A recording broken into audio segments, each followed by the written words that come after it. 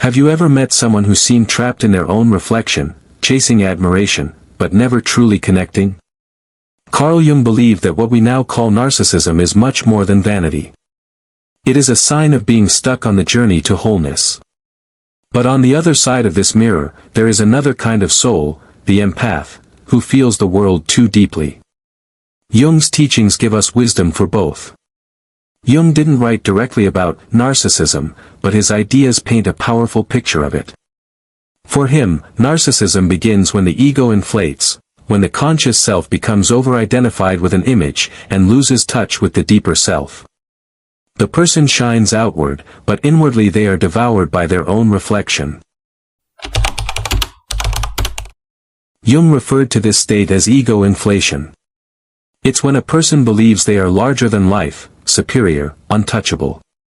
But in truth, this is not strength, it's fragility disguised as power.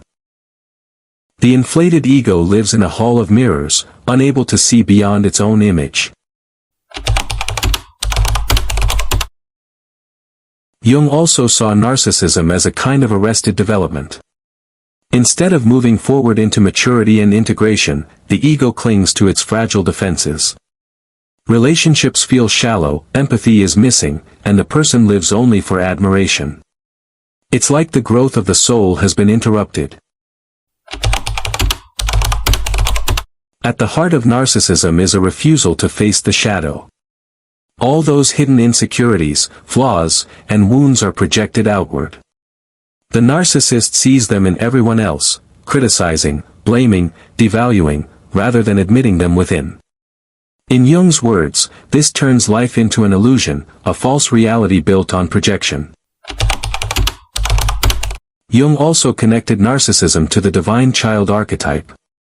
On the surface, the person feels chosen, special, destined for greatness.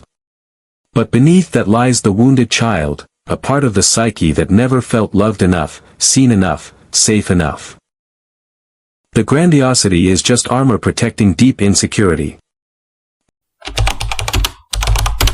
So how do we move beyond narcissism?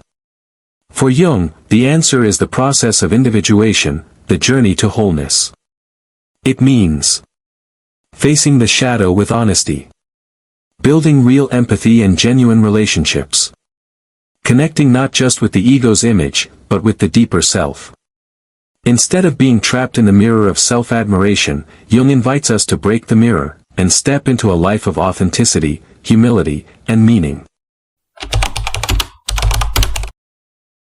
Where narcissism is about being trapped in one's own image, the empath lives the opposite challenge, being too open to the images and energies of others.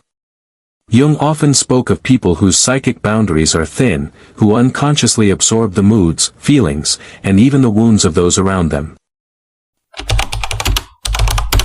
For Jung, such sensitivity is not weakness, it is the beginning of a deeper gift. The empath feels what others cannot.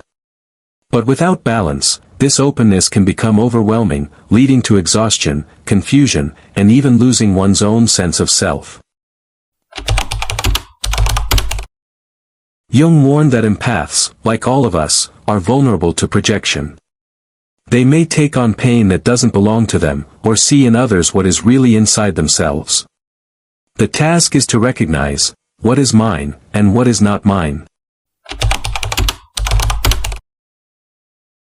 Just like the narcissist must face their shadow, the empath must do the same. For the empath, shadow work means learning boundaries, saying no, and discovering that compassion is not the same as self-sacrifice. Only by integrating their own shadow can an empath move from being drained to being empowered. Here's where Jung's brilliance shines. The narcissist and the empath may look like opposites, but both are incomplete journeys of the soul. One is swallowed by self, the other by others. And both must walk toward the same destination, individuation, the union of self and shadow, inner and outer, love for self and love for others. So whether you see yourself in the mirror of the narcissist, or in the deep waters of the empath, Jung's message is the same. Wholeness comes when you stop running, from the shadow, from others, from yourself. This is Journey into Self.